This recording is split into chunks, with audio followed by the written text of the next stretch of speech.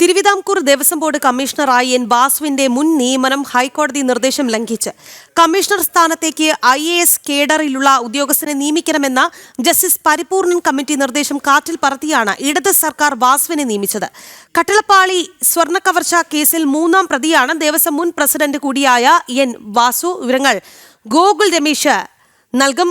ഗോകുൽ, വാസുവിന്റെ മുൻ നിയമനം പോലും ഈ ഹൈക്കോടതി നിർദ്ദേശം ലംഘിച്ചു എന്നുള്ളതാണ്. അല്ലെങ്കിൽ തന്നെ ഈ സ്വർണ്ണ കവർച്ചയിൽ പൂർണ്ണമായും പ്രതിരോധത്തിലേക്ക് നീങ്ങുന്ന വ്യക്തിയാണ് വാസു. ഇതിനിടയിലാണ് മറ്റൊരു വസ്തുത കൂടി പുറത്തേക്ക് വരുന്നത്. ഗോകുൽ പറയൂ.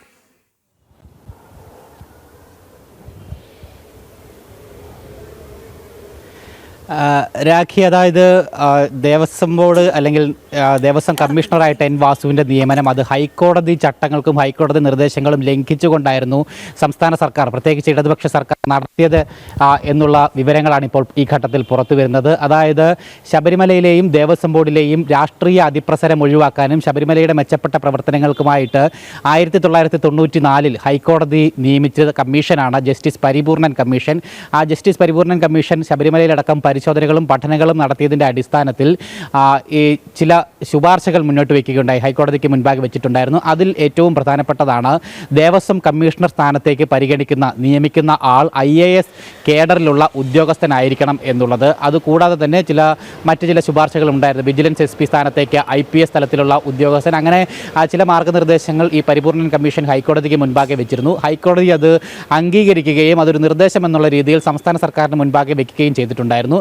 അതിൻ്റെ അടിസ്ഥാനത്തിൽ 1994 മുതൽ 2010 വരെയുള്ള കാലയളവിൽ സർക്കാർ ഒരു ഹൈക്കോടതി നിർദ്ദേശപ്രകാരം തന്നെ പാനൽ രൂപീകരിച്ചുകൊണ്ടാണ് ഈ പറഞ്ഞ ചുമതലകളിലേക്കൊക്കെ നിയമനങ്ങൾ നടത്തിയിരുന്നത്. ദേവസ്വം കമ്മീഷണറായിട്ട് IAS കേഡറിലുള്ള ഉദ്യോഗസ്ഥരെ തന്നെയാണ് നിയമിച്ചു വന്നിരുന്നത്. പക്ഷേ 2010 നവംബർ 10 VS അച്യുതാനന്ദൻ ഗവൺമെൻറ്റാണ്, സർക്കാരാണ് ഈ ചട്ടങ്ങളൊക്കെ ലംഘിച്ചുകൊണ്ട് IAS ഉദ്യോഗസ്ഥൻ അല്ലാത്ത അല്ലെങ്കിൽ സിവിൽ സർവീസ് ഉദ്യോഗസ്ഥനല്ലാത്ത കേവലം ഒരു രാഷ്ട്രീയക്കാരൻ മാത്രമായിട്ടുള്ള എൻ വാസുവിനെ ഈ ദേവസ്വം കമ്മീഷണർ സ്ഥാനത്തേക്ക് നിയമിക്കുകയുണ്ടായത്. ഇത് കേവലം രാഷ്ട്രീയ കൂറ് ഒന്നുകൊണ്ട് മാത്രമായിരുന്നു. അല്ലാതെ വാസുവിന് ആ സ്ഥാനത്തേക്ക് വരാൻ മറ്റ് യോഗ്യതകളൊന്നും തന്നെ അല്ലെങ്കിൽ ഹൈക്കോടതി നിഷ്കർഷിക്കുന്ന രീതിയിലുള്ള യോഗ്യതകളൊന്നും തന്നെ ഇല്ലാത്തൊരു വ്യക്തിയാണ് എൻ വാസു. കേവലം CPM എന്ന പാർട്ടിയോടുള്ള ഒരു കൂറുകൊണ്ട് മാത്രം ആ സ്ഥാനത്തേക്ക് നിയമിച്ചിട്ടുള്ള ഒരു വ്യക്തിയാണ് എൻ വാസു എന്ന് പറയുന്നത്. അതിനുശേഷം പിണറായി ഗവൺമെൻറ് വരുന്ന സാഹചര്യത്തിൽ 2018 വാസുവിനെ തലസ്ഥാനത്ത് വീണ്ടും നിയമിക്കുകയുണ്ടായി ദേവസ്വം കമ്മീഷണറായിട്ട്. ഒപ്പം ഈ കാലയളവിലാണ്, ഈ 2010-18 കാലയളവിലാണ് ശബരിമലയിൽ ഇപ്പോൾ പുറത്തു വന്നിട്ടുള്ള ഈ വലിയ സ്വർണ്ണക്കൊള്ളയടക്കമുള്ള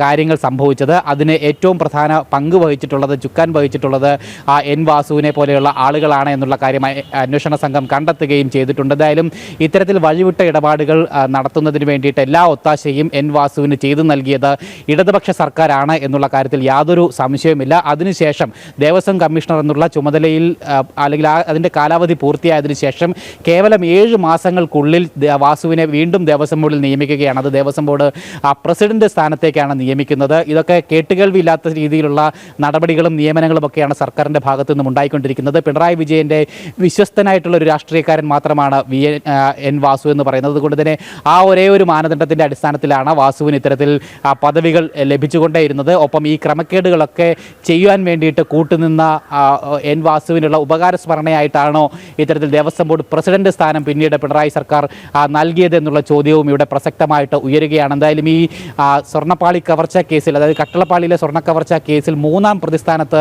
എൻ വാസുവിനെ അന്വേഷണ സംഘം കഴിഞ്ഞ ദിവസം ഉൾപ്പെടുത്തുകയും ചെയ്തിട്ടുണ്ടായിരുന്നു. വാസുവിൻ്റെ അനധികൃത ഇടപെടലുകളൊക്കെ അന്വേഷണ സംഘത്തിന് കൃത്യമായി ബോധ്യമാവുകയും ചെയ്തിട്ടുണ്ട്. വാസുവിനെ ചോദ്യം ചെയ്യുന്നതടക്കമുള്ള നടപടികൾ ഇതിനോടകം പൂർത്തിയാവുകയും ചെയ്തിട്ടുണ്ട്. എന്തായാലും വാസുവിൻ്റെ പങ്ക് ഈ അഴിമതി, ഈ കൊള്ളയിൽ വ്യക്തമായതിൻ്റെ അടിസ്ഥാനത്തിൽ തന്നെയാണ് പ്രതിസ്ഥാനത്തേക്ക് ചേർത്തിരിക്കുന്നത്. അതേസമയം തന്നെ വാസുവിൻ്റെ അറസ്റ്റ് അടക്കമുള്ള നടപടികൾ നീളുന്നത് വലിയ വിമർശനങ്ങൾക്കും ഈ ഘട്ടത്തിൽ കാരണമായി മാറുകയും ചെയ്തിട്ടുണ്ട്. പ്രത്യേകിച്ച് വാസുവിനേക്കാൾ താഴെയുള്ള പ്രതിസ്ഥാനത്തുള്ള ആളുകൾ പോലും അറസ്റ്റ് നടപടികളിലേക്ക് കടന്ന സാഹചര്യത്തിൽ ഇത്രയും വ്യക്തമായിട്ട് കൂടി തെളിവുകളുടെ അടിസ്ഥാനത്തിൽ എന്തുകൊണ്ട് വാസുവിനെ അറസ്റ്റ് ചെയ്യുന്നില്ല എന്നതടക്കമുള്ള ചോദ്യങ്ങളാണ് ഇവിടെ ഏറ്റവും പ്രസക്തമായിട്ട് ഉയരുന്നത്. എന്തായാലും ആ ഒരു കാരണം അല്ലെങ്കിൽ അത്തരത്തിൽ അറസ്റ്റ് അടക്കമുള്ള കാര്യങ്ങളിൽ നിന്നും കമ്മീഷണറായി എൻ വാസുവിന്റെ മുൻ നിയമനം ഹൈക്കോടതി നിർദ്ദേശം ലംഘിച്ചാണ്. കമ്മീഷണർ സ്ഥാനത്തേക്ക് IAS കേഡറിലുള്ള ഉദ്യോഗസ്ഥനെ നിയമിക്കണമെന്ന ജസ്റ്റിസ് പരിപൂർണൻ കമ്മിറ്റി നിർദ്ദേശമുണ്ടായിരുന്നു. ഈ നിർദ്ദേശങ്ങളെല്ലാം കാറ്റിൽ പറത്തിയാണ് ഇടത് സർക്കാർ വാസുവിനെ നിയമിച്ചത് എന്നുള്ളതാണ്. ഈ കട്ടളപ്പാളി സ്വർണ്ണക്കവർച്ച കേസിൽ 3ാം പ്രതിയാണ് ദേവസ്വം മുൻ പ്രസിഡന്റ് കൂടിയായ എൻ വാസു ഗോകുൽ രമേശാണ് വാർത്തയുടെ വിശദാംശങ്ങൾ നൽകിയത്.